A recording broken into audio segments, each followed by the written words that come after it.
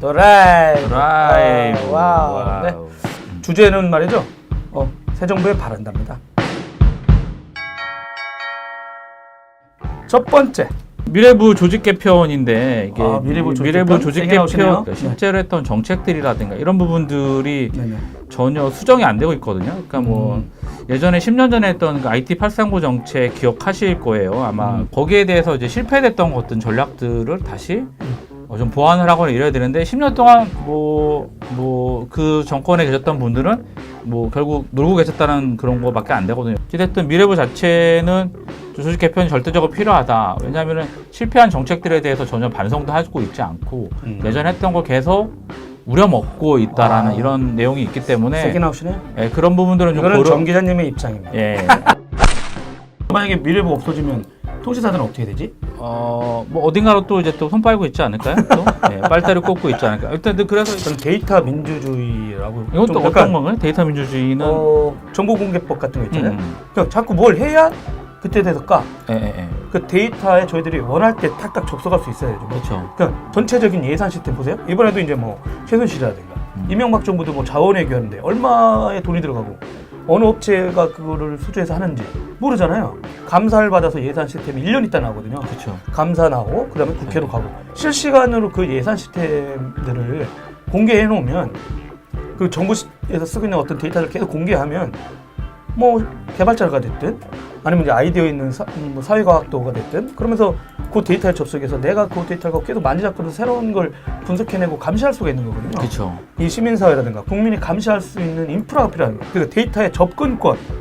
전 그걸 이제 민주주의라고 이제 얘기를 하는 거거든요. 그렇게 해야만이 자기네뿐만 아니라 다른 사람들조차 내 측근들을 통한 그 자기네끼리만 해먹는 거 이것도 바로바로 걸리거든요. 그렇죠. 그러니까 그 사람들은 그 시스템이 중요한 걸 알고 그러다 보니까 약간의 그런 시스템이 좀 있었으면 하는 그 생각을 하고 있습니다. 두 번째 제가 정부에 요청하는 거는 그 클라우드에 대해서 관련된 법을 만들어 놨지만 그러니까 이게 따로 노는 거예요. 미래부는 육성을 하려고 해요. 그러니까 정작 쓰는 건 행안부란 말이죠. 그렇지. 행정자치부. 네, 맞아요. 근데 이분들이 그 자꾸 자기네가 개입해서 뭔가 솔루션을 서비스를 만들어서 자기네가 뿌려. 그러니까 기업 전체가 죽는 거죠. 맞아요. 그 플랫폼 근데 이분들은 자기네가 중소기업을 도와준다고 생각해요. 그러다 보니까 이제 솔루션 시장이 전체 죽어버리는데. 그렇죠. 그러다 보니까 이제 실제는 그렇게 해가지고 하는 것보다는 저는 그냥 큰 틀만 만들어놨으면 좋겠어요. 뭐냐면 사례를 보여주는 거야. 연말정산 시스템을 몇 년 안에 HTML5와 클라우드 기반으로 바꾸겠다. 추석하고 설날 열차 예매 시스템 있잖아요. 네. 이게 전형적으로 클라우드에도 잘 맞거든요. 근데 그거 두 개를 그 선정하고 기준만 제시해 주면 돼요. HTML5와 클라우드를 써라. 프론트엔드는 HTML5 어떤 거든지 그렇게 되면 그걸 선례로 만들어 놓고 나머지 시스템은 거기에 따라 순차적으로 좀 옮기는 거잖아요. 근데 그런 거를 했으면 좋겠어요. 그러니까 클라우드 육성한다 말만 하지 말고 정부가 대면 서비스 관련돼서 먼저 진짜 클라우드로 갈 만한 걸 먼저 선정하고 했으면 좋겠어요. 스타트업 관련된 내용이죠. 그렇죠. 방식이 항상 정부 주도의 이런 환경 조성? 진짜 점검이 필요한 것 같아요. 그러니까 뭐 지금 중소기업청이 중소벤처부로 승격된다는 소리가 있거든요. 네네네, 맞아요. 그래서 저는 그동안에 중소기업청이 해왔던, 주도를 해왔던 과연 스타트업 육성 정책이 제대로 됐는지 점검을 안 한 상태에서 또 넘어간다는 얘기죠. 승격한다고 하는 순간 또 넘어간다. 그분들은 너무 좋아하는 거죠. 잘못된 거 따지지 않고. 왜냐면 정부 주도를 했거든요. 근데 너무 자기네가 다 하려고 한다는 거예요, 정부가. 그러니까 룰을 만들고 운동장을 만들고 심판을 잘 봐야 된다는 생각보다는 자꾸 내가 가서 뛰려고 그래. 저는 이번에 만들어졌던 그 창조혁신센터 방식은 민간 기업의 팔을 비틀어 가지고 강제시킨 겁니다. 뭐 K스포츠라든가 미르재단 얘기해서 저런 딸 그 국민들이 욕해요?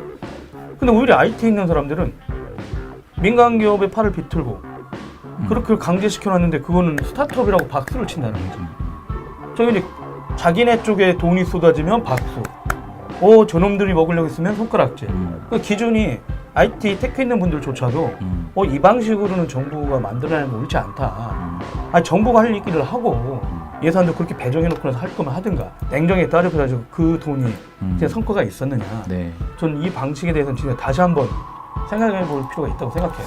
저는 이제 방통위 쪽으로 넘어가서 방송통신 쪽에 관련된 부분인데 네네. 이전 정부에서는 이제 뭐 지능 이제 어떤 그런 기능들은 미래부가 하고 규제 기능 방통위로 이제 일괄적으로 해놨는데 네네. 방통위 자체의 어떤 규제 기능이 정상적으로 진행이 되지 않았다. 뭐 종편에 대한 평가라든가 이런 부분들도 그렇죠. 너무 정치 정략적으로 되어 있고 뭐 KBS, MBC. 네, 공영방송 뭐 지배구조 개선도 가장 큰 화두가 네네. 사실은 됐었던 부분이고 뭐 그런 부분들도 정말 실제적으로 체감할 수 있을 정도로 이번 정부에서는 좀 바꿔야 된다고 생각이 들어요.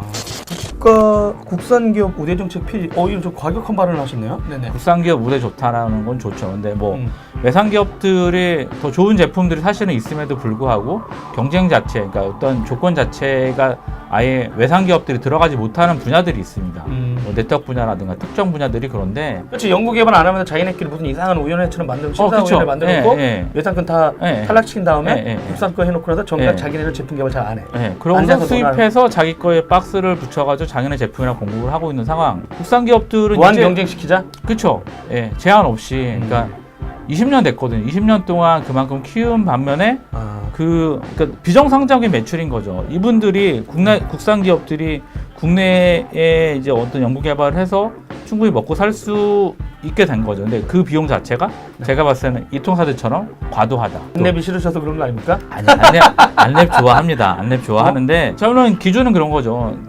일반적인 개인 사용자 입장에서 돌아가서도 그렇고 국민한테 조금 도움이 되는 것들, 어떤 카르텔에 좌우되는 그런 정책이 아니라 여지껏 인프라를 구축을 하고 그런 부분들에 대한 노고는 인정을 해줘야 되지만 이제는 좀 바뀌어야 되지 않나.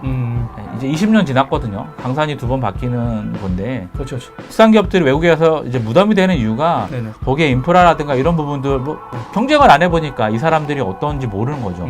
국내에서 미리 외산 기업들과 경쟁을 하면 그분들 스스로가 바보가 아닌 이상 답을 찾을 수 있다는 걸 저는 믿거든요. 그래? 자, 오늘은 이만 끝내시죠. 네, 이만 끝내죠. 짧게 끝내야겠어. 길어졌어. 그렇게요. 그러면 하나, 둘. 네.